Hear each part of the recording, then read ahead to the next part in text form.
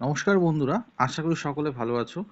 আজকের এই ক্লাসে তোমাদের জন্য WBCS 2012 অর্থাৎ 2012 সালে WBCS মেন্স পরীক্ষায় ডেসক্রিপটিভ ইংলিশ পেপারে যে ট্রান্সলেশন প্যাসেজটি এসেছিল বাংলা থেকে ইংরেজিতে, সেই প্যাসেজটি আজকে আমরা অত্যন্ত সুন্দরভাবে গ্রামার মেনে সহজ উপায়ে ইংরেজিতে ট্রান্সলেট করব। তো তার আগে আমরা প্যাসেজটা একবার ভালো করে পড়ে নেব। দেখো, আমার সাথে সাথে তোমরাও একবার প্যাসেজটি পড়ো, তাহলে পরে আমাদের ট্রান্সলেশনটা করতে অনেক সহজ এবং সুবিধা হবে। দেখে নেওয়া যাক ট্রান্সলেশন প্যাসেজটি কি আছে। পাঠশালা বসিত বৈকালে, সব শুদ্ধ ৮-১০টি ছেলে মেয়ে পড়িতে আসে। সকলেই বাড়ি হইতে ছোট ছোট মাদুর আনিয়া পাতিয়া বসে। অপুর মাদুর নাই, সে বাড়ি হইতে কার্পেটের একখানা জীর্ণ কার্পেটের আসন আনিয়াছে। যে ঘরটায় পাঠশালা হয় তাহার কোনো দিকে বেড়া বা দেয়াল নাই, চারিধার খোলা। ঘরের মধ্যে সারি দিয়া ছাত্রগণ বসে। WBCS 2012। ওকে, তো দেখো, আমরা এবারে এই প্যাসেজের প্রতিটি লাইন ধরে ধরে ইংরেজিতে ট্রান্সলেট করব। তো সবার প্রথমে দেখে নেব প্রথম লাইনটা কি আছে। দেখো, বলছে পাঠশালা বসিত বৈকালে। পাঠশালা বসিত বৈকালে। তো এই যে বসিত, দেখো কি আছে এখানে, বসিত। তো এই যে বসিত কথাটা, এটা কি রেফার করছে না, সেন্টেন্সটা সিম্পল পাস্টে আছে এবং সিম্পল পাস্টের একটা বিশেষ ভ্যারিয়েশন তোমরা জানো, সেটা হচ্ছে হ্যাবিচুয়াল পাস্ট। সেই হ্যাবিচুয়াল পাস্টে আছে এই সেন্টেন্সটা।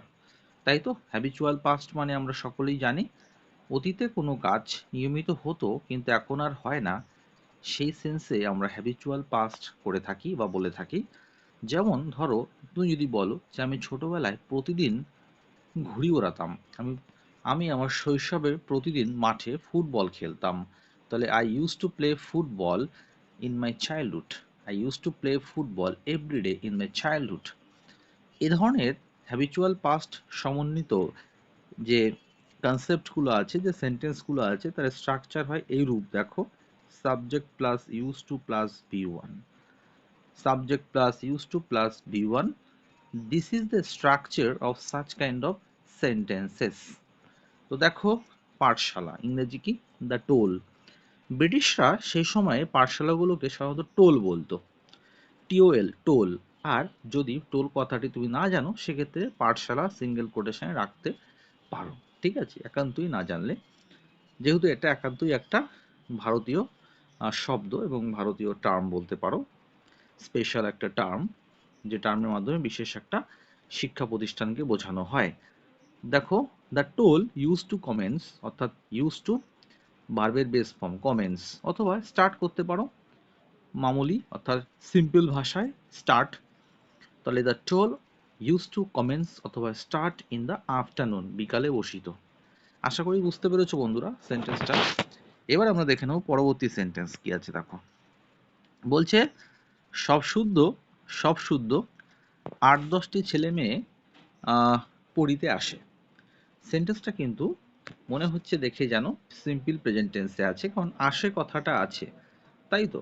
তো মনে হচ্ছে যেন সিম্পল প্রেজেন্ট টেন্সে আছে, কিন্তু স্ট্রাকচারালি মানে যদি দেখো এখানে যে ভার্বের যে ফর্ম আছে, অর্থাৎ ভার্বের যে আকার আছে, সেই ভার্বের আকারটা দেখে আমাদের মনে হচ্ছে বা এটা হওয়াটাই স্বাভাবিক, যেটা সত্যি সত্যি সিম্পল প্রেজেন্টে আছে অ্যাকর্ডিং টু স্ট্রাকচার, মানে ওই গঠনটা, মানে ভার্বের যে আকার রূপটা দেখতে পাচ্ছি, আসে এ প্রত্যয় আছে, তাই তো, ভার্বটা প্রেজেন্টে আছে, কিন্তু আসলে এটা সিম্পল পাস্টে করব আমরা। কেন? কারণ দেখতে পেয়েছি প্রথম যে সেন্টেন্সটা ছিল, সেই সেন্টেন্সটা কিন্তু সিম্পল পাস্টে করেছি এবং হ্যাবিচুয়াল পাস্টে করেছি।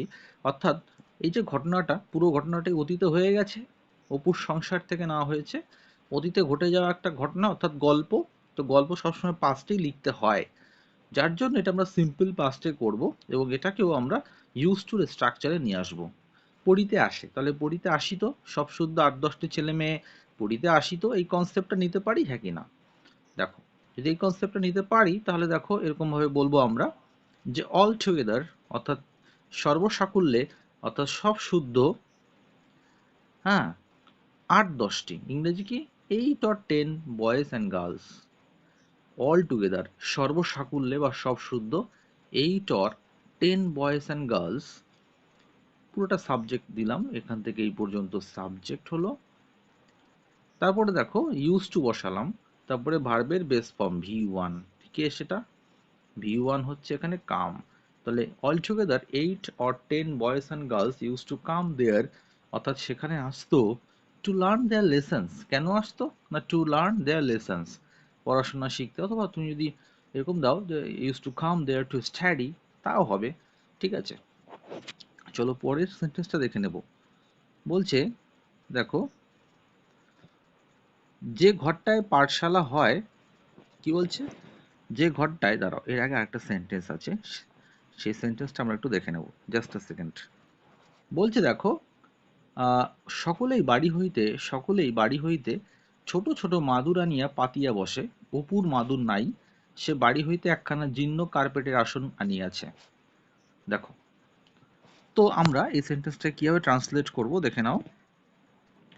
সকলেই অর্থাৎ all the students used to bring অর্থাৎ আনত, স্মল ম্যাটস ছোট ছোট মাদুর, ফ্রম দেয়ার হোম অর্থাৎ তাদের বাড়ি থেকে, অর্থাৎ all the students used to bring small mats from their home, আবার ইউজ টু ব্যবহার করছি, অর্থাৎ সকল ছাত্রছাত্রীরা, অথবা ইচ অফ দ্য স্টুডেন্টস করতে পারো, ইচ অফ দ্য স্টুডেন্টস, একই ব্যাপার, ইচ অফ দ্য স্টুডেন্টস অথবা all the students, each of the students used to bring small mats from their home and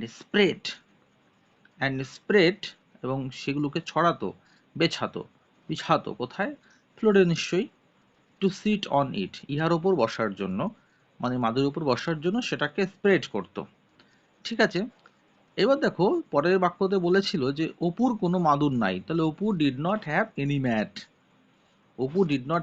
mat, ঠিক আছে। তো এখানে আমরা বলেছিলাম, দেখো এখানে হাউস আর হোম বলে দুটো কথা এখানে লেখা আছে। অ্যাকচুয়ালি এটা অনলাইন ক্লাস, আমি এই ম্যাটেরিয়ালটা দিয়ে করিয়েছিলাম, অনলাইন ক্লাসের ম্যাটেরিয়াল থেকে ভিডিওটা বানাচ্ছি। সেখানে আমি হাউস আর হোমের ডিফারেন্স বুঝিয়েছিলাম ওদেরকে। তাহলে হাউস আর হোম, তোমরা বলতে পারো হাউস আর হোমের ডিফারেন্স কি?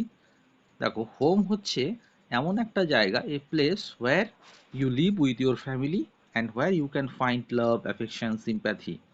কিন্তু হাউস হচ্ছে এমন জায়গা যেখানে মানুষ পার্মানেন্টলি থাকে না, সাময়িকভাবে থাকে, থাকলেও পরিবার সহকারে থাকে না। ঠিক আছে, হাউসের সাথে আর কি ভালোবাসার ব্যাপারটা নেই। কিন্তু হোমের সাথে, ওই যে বলে না my home sweet home, home is such a place where you live with your family permanently. ঠিক আছে, আর হাউস কিন্তু সেরকম কিছু নয়, পার্মানেন্টলি থাকে না কেউ, দু একদিনের জন্য থাকে, যেমন গেস্ট হাউস। ওকে, এটাই আমি বুঝিয়েছিলাম, তাই তোমাদেরকে বুঝিয়ে দিলাম। এবার দেখো পরের সেন্টেন্সটা কি বলছে। সে বাড়ি হইতে একখানা জীর্ণ কার্পেটের আসন আনিয়াছে। এটা পাস্ট পারফেক্টে করেছি। পাস্ট পারফেক্ট, অতীত কোনো কাজ নির্দিষ্ট সময়ের আগে হয়ে গেলে পাস্ট পারফেক্ট হয়। তার স্ট্রাকচার কি? Subject plus had plus V3, subject plus had plus V3, এটা হচ্ছে স্ট্রাকচার পাস্ট পারফেক্টের। তো দেখো এখানে সাবজেক্ট হচ্ছে সে, হি, হ্যাড ব্রট অর্থাৎ সে আনিয়াছে, আনিয়াছিল, কি আনিয়াছিল? এই পিস অফ অর্ন আউট মানে ক্ষয়িষ্ণু, অথবা ট্যাটার্ড মানে ছিন্ন ভিন্ন, অথবা র্যাক্ট কার্পেট ফ্রম হিজ হোম, তার বাড়ি থেকে সে এনেছিল যে একটা ছিন্ন ভিন্ন, জীর্ণ, ওয়ার্ন আউট মানে জীর্ণ আর কি, নোংরা আবর্জনা বা ছিন্ন ভিন্ন অবস্থা, ট্যাটার্ড মানে ছিন্ন ভিন্ন, র্যাক্ট অথবা টর্ন করতে পারো, টর্ন। হ্যাঁ ঠিক আছে, কার্পেট ফ্রম হিজ হোম, এইভাবে আমরা করতে পারি। পরবর্তী সেন্টেন্সটা দেখে নাও। যে ঘরটায় পাঠশালা হয় তাহার কোনো দিকে বেড়া বা দেয়াল নাই, চারিদ্বার খোলা। তাহলে কি লিখবো দেখো, এটা আমরা এখানে একটা কমপ্লেক্স সেন্টেন্স তৈরি করব, কমপ্লেক্স সেন্টেন্স, যেখানে একটা প্রিন্সিপাল ক্লজ থাকবে এবং একটা সাবঅর্ডিনেট ক্লজ থাকবে। এখানে আমরা দেখব দুটি ক্লজ। এখানে ক্লজ আমরা জানি ক্লজ দু রকমের হয়, একটা প্রিন্সিপাল ক্লজ, একটা সাবঅর্ডিনেট ক্লজ। অর্থাৎ একটা পিসি আর একটা কি ডিসি বা ডিপেন্ডেন্ট ক্লজ বা সাবঅর্ডিনেট ক্লজ, তাই তো। দেখো এখানে আমরা দুটি ক্লজ দিয়ে সেন্টেন্সটা মেক করব, এটা কমপ্লেক্স সেন্টেন্সে আসবে। যে ঘরটায় পাঠশালা হয়, তাহলে the room where the classes were held, যে রুমে ক্লাসেসগুলো হেল্ড হতো, ওয়াজ এনকম্পাসড উইথ মানে ঘেরা ছিল, অথবা এনসার্কেলড উইথ অথবা সারাউন্ডেড উইথ যে কোনো একটা বসাবে। এগুলোর মানে হচ্ছে ঘিরে থাকা। দেখো the room where the classes were held, ঠিক আছে, ওয়াজ এনকম্পাসড অথবা এনসার্কেলড অথবা surrounded with neither wall nor fence. Neither নর মানে কি, এটাও না ওটাও না, সেটা এনকম্পাস করা ছিল, ঘেরা ছিল, না ওয়াল দিয়ে না ফেন্স দিয়ে, বরঞ্চ তাহার চারদিকে দেখো তাহার কোনো দিকে বেড়া বা দেয়াল নাই। It was open to on all the sides, it was open on all the sides, চারদিকেই খোলা ছিল এটা। তাহলে কি লিখলাম, it was open on all the sides, অর্থাৎ চারদিকেই কিন্তু খোলা ছিল। ঠিক আছে, তো আশা করি তোমরা বুঝতে পারছো। এখানে আমরা দেখবো একটু অ্যানালাইসিস করব, আর একটু অ্যানালাইসিস করবো এই সেন্টেন্সটাকে, দেখে নেবো এটা কমপ্লেক্স সেন্টেন্স। তো এখানে প্রিন্সিপাল ক্লজ কি আছে, দ্য রুম, ঠিক আছে, দ্য রুম ওয়াজ, দেখো এখানে where the classes were held, এটা হচ্ছে কি বলতো, ডিসি, ডিপেন্ডেন্ট ক্লজ বা সাবঅর্ডিনেট ক্লজ। আর এই অংশটা, the room was encompassed encircled surrounded with neither wall nor fence, এইটা হচ্ছে কি পিসি বা প্রিন্সিপাল ক্লজ। ওকে, তো আমরা জানি একটা সেন্টেন্সে একটা পিসি একটা ডিসি থাকলে সেটা কমপ্লেক্স হয়।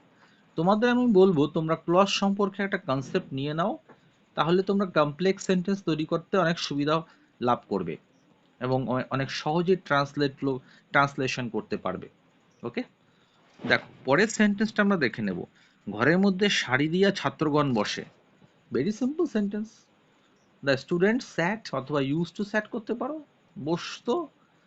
বারবার ইউজ টু কথাটা আমরা ইউজ করছিলাম বলে আমি এখানে এই সেন্টেন্সে ইউজ টুটা নিয়ে নিয়ে সিম্পল পাস্টে করেছি। The students used to sit in rows in the class, অথবা ইন দ্য রুম করতে পারো, এখানে ঘরের মধ্যে বলেছে, ক্লাস না করে রুম করতে পারো, ইন দ্য রুম। ওকে, দেখো এখানে ইন রোস কেন, অনেকে কপি চেকিং যখন করি আমি অনলাইন ব্যাচে, তখন অনেকে দেখেছি ইন এ রো লিখেছে। ইন এ রো বলবো এটা ঠিক নয়, কেন রো তো অনেক হতে পারে, ছাত্র সংখ্যা তো অনেক হতে পারে, একের বেশি রো হলে তখন তো ইন রোজ বলতে হবে। তাহলে ইনে রো একটা রো তো নাও হতে পারে, একের বেশি হতে পারে, যার জন্য ইন রোজ করব। The students used to sit in rows in the room. তো বন্ধুরা আশা করি তোমরা বুঝতে পেরেছো, মূল বিষয়বস্তু কন্টেন্টটা অনুধাবন করতে পেরেছো, বোধগম্য হয়েছে তোমাদের। যদি ক্লাসটি ভালো লেগে থাকে অবশ্যই আমার চ্যানেলটা সাবস্ক্রাইব করো আর বন্ধুদের মধ্যে একটা শেয়ার করে দিও। Thank you for watching this video, সবাই খুব ভালো থাকো, থ্যাংক ইউ।